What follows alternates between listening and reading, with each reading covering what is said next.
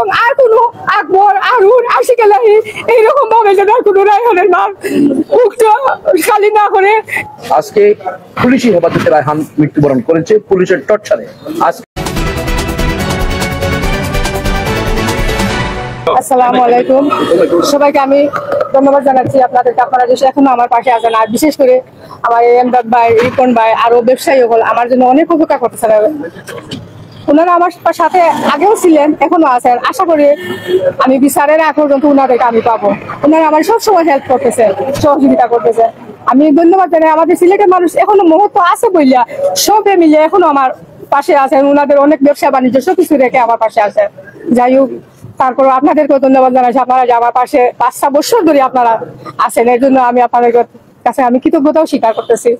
এখন আমি আজকে আসছিলাম এইখানে, আমাদের নতুন ডিসি সাহেব আসছেন, ওনাকে আমি একটা স্মারকলিপি দেওয়ার জন্য, যাতে আমার রায়হানের যেই খুনিরা যে জামিন পাইছে, যেভাবে হোক তারা পাইছে, যার আন্ডারে হোক পাইছে, এখন আমি চাই ওরা আবার ওদেরকে গ্রেফতারি করো না করে ওদেরকে ধরিয়ে আনাও এবং বিচারটা যেন আমি সুষ্ঠু বিচার পাই। এর জন্য আমি সারা দেশবাসী, সারা বিশ্ববাসীর কাছে আমি শুধু এই আবেদনটা জানাচ্ছি। এবং আমাদের বিগত সরকারও অনেকদিন ছিলেন, কিন্তু বিচারের রায়টা হয় নাই। আমি আশা মনে করছিলাম যে অন্তত উপদেষ্টা, এই যে বর্তমান যে সরকার, উনি আসার পর আমি বিচারটা খুব তাড়াতাড়ি পাবো। কারণ দেখেন 24 সালে আমাদের মামলার সব কিছু শেষ হয়ে গেছে, সাক্ষী শেষ, সাফাই সাক্ষীও শেষ, সব শেষ হয়ে গেছে। আগ্রুমেন্টের তারিখ আছে জানুয়ারির 15 তারিখ এবং 17 তারিখ রায়ের তারিখ আছে।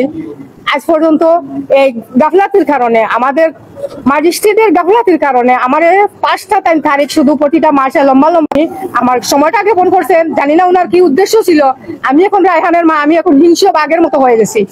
ও আমার যে জিনিসটা নিষ্পত্তি হওয়ার কথা, আমার নিষ্পত্তিটা জানুয়ারিতে হওয়ার কথা, এই নিষ্পত্তিটা আজকে কি অগাস্ট সেপ্টেম্বর, অগাস্ট মাস, কিন্তু এই গাফলাতির কারণে এই যে টাইম সময়টা জ্ঞাপন করছেন, এই সময় জ্ঞাপনের কারণে আসামিরা সুযোগ পাইছে এবং আসামিদেরকে সুযোগ দিচ্ছেন তার আইনজীবীরা এবং আমাদের এই স্টেশনার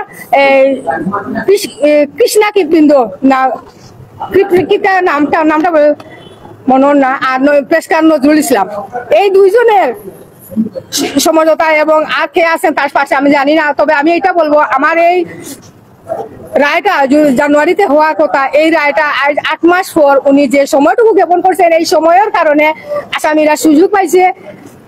এই সুযোগ পাওয়ার কারণে আসামি জামিন পাইয়া বাইরেছে। আচ্ছা, যাই হোক, এখন ওনারা আগামী 3 তারিখ 9/3 তাদের দাহ্য তারিখ, এই 9/3 মধ্যে ওনারা সিলিন্ডার করুক এবং আবার ওদের রায়টা যেন সুষ্ঠুভাবে রায়, বিচারটাও যেন এমন বিচার হয় যে বিচারটা সারা বিশ্ববাসী দেখিয়া তার মনের আফসোস মিটতে পারে এবং আমারও মনের আফসোস মিটতে পারে। আর এই দেখেন, এই যে রায়হান মারা গেছে, এই রায়হানের খুনিরা বিচার যদি না হয়, প্রতিদিন প্রতিটা ঘরে ঘরে একটা রায়হান করে মারা যাবে। আর প্রতিটা ঘরে ঘরে আকবর, হারুন, টিটু চন্দ্র, আশিক এলাহি জন্ম নিবে। তাই আমি ভাবছি আমার এই রায়হানের মৃত্যুটাই যেন শেষ মৃত্যু হয় এবং আর কোনো রায়হান যেন এইভাবে মারা না যায় এবং আর কোনো আকবর, হারুন, আশিক এলাহি এইরকম ভাবে যেন কোনো রায়হানের নাম মুখটা খালি না করে। এবং বর্তমানে এই যে আকবর, হারুন, টিটু চন্দ্র এরা যে বাইরে আছে, আমিও নিরাপত্তা নাই। আমার মনের মধ্যে অনেক ভয়, আমি ঘর থেকে বাইরে গেলে আমি ভয় পাই এবং আমাদের এলাকায় গুঞ্জন উঠছে যে তুমি তার ইলা বাইরেও না, তোমার পিছিয়ে মানুষ আছে, এখন তোমার মারার চেষ্টা করা হইতেছে। এই গুঞ্জনটা আমি এখন শুনতেছি। এখন আমিও নিরাপত্তা নাই। এখন যতদিন এরা বাইরে থেকে ভিতরে না আসবে ততদিন পর্যন্ত আমি নিরাপত্তা নাই। এখন আমার নিরাপত্তার জন্য ওদেরকে জেলা যাতে আবার আনতে হবে, গ্রেফতারি পরোয়ানা দেখাইতেই হবে। আমি এইটাই বলতেছি। আর আমি বিশেষ করে কিছু বলতে পারতেছি না। আমার বলবেন, আমাদের এমদাদ ভাই বলবেন, রিপন ভাই, আমার মনের কষ্টটা আপনারা সবাই দেখতেছেন।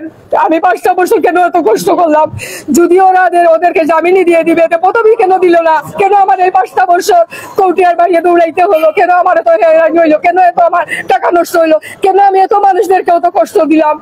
এইটার জবাববিহীন কে দিবে? এইটার জবাববিহীন আমি কার কাছ থেকে পাবো? তারপরও আমি এখনো আশা করি আমাদের এই বিচারটা যেন সুষ্ঠু বিচারটা হয় এবং ওদেরকে ধরিয়ে আনা হোক, গ্রেফতারি পরোয়ানা করে ওদেরকে ধরিয়ে আনা, বিচারটা যেন সুষ্ঠু হয়। ধন্যবাদ। বিসমিল্লাহির রহমানির রহিম। আসসালামু আলাইকুম ওয়া রাহমাতুল্লাহ। ছেলেহারার বেদনা রায়হানের মাই বুঝতে পারবেন, এছাড়া আর কেউ বুঝতে পারবে না। আমরা ওনার পাশে দাঁড়াচ্ছি, ওনাকে সাহস দিচ্ছি, কিন্তু এই যে 24টি ঘন্টা উনি ওনার বেদনাটাই বুঝতে পারছেন। একজন মহিলা, আমি মনে করি বাংলাদেশে এই ধরনের একটি শক্ত মনের মহিলা খুবই কম, যে মহিলা 5টি বছর আদালত, বাসা, দিন রাত এবং সাধারণ মানুষকে সম্পৃক্ত করে যে আন্দোলন যোগান দিয়েছেন। এই জন্য আমি আল্লাহর কাছে শুকরিয়া আদায় করি এবং এই ধরনের মহিলা আরো আমাদের দেশে প্রয়োজন বলে আমি মনে করি। আজকে দুটি কথা উনি বলেছেন।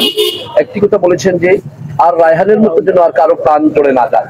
আরেকটি কথা বলেছেন যদি আজকে আকবর যদি এখান থেকে পার পেয়ে যায় তাহলে আরো আকবরের সৃষ্টি হবে। এই দুটি কথা কিন্তু অত্যন্ত গুরুত্বপূর্ণ কথা।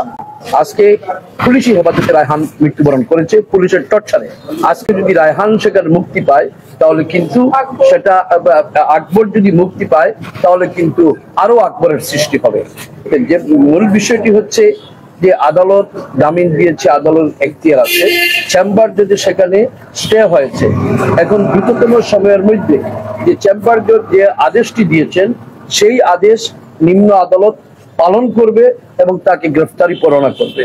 আজকে রায়হানের মা এখানে এসেছেন আমাদেরকে নিয়ে, আমাদের ব্যবসায়ী সমিতির সিলেট জেলা দোকান মালিক সমিতির মহাসচিব এবং পক্ষ কল্যাণ পরিষদ সিলেটের রিপন সাহেব সহ আরো বিভিন্ন ব্যবসায়ী নেতৃবৃন্দ এবং আমাকে উনি নিয়ে এসেছেন। আমরা গতদিন মানববন্ধন করেছি।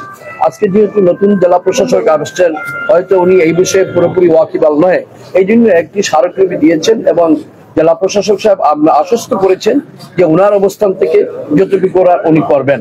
তো আমরা আপনাদের মাধ্যমে আমরা দেশবাসীকে এবং বিশেষ করে সিলেটের সর্বস্তরের নাগরিকদের প্রতি উদারতা আহ্বান জানাবো, যদি এই রায়হানের আবারও গ্রেফতারি পরোয়ানার পর যদি রায়হানকে গ্রেফতার করা না হয়, আকবরকে গ্রেফতার না করা হয়, তাহলে কিন্তু আমরা সিলেটবাসী, বিভিন্ন পেশার মানুষ, ব্যবসায়ীরা যেভাবে রায়হানের মার পিছনে আমরা ছিলাম আমরা থাকবো।